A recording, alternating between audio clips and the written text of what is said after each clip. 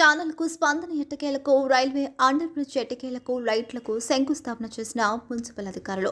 Railway under bridge నుండి రాత్రిపూట వెళ్లే ప్రజలను ఇబ్బందులు దృష్టిలో పెట్టుకుని లైట్లు వేయడానికి మున్సిపల్ జనరల్ ఫండ్ నుండి 8 లక్షల రూపాయలు కేటాయించి ఈ రోజు కొబ్బరికాయ కొట్టి పనులు ప్రారంభించిన మున్సిపల్ చైర్పర్సన్ కోనేటి పుష్పలత గారు.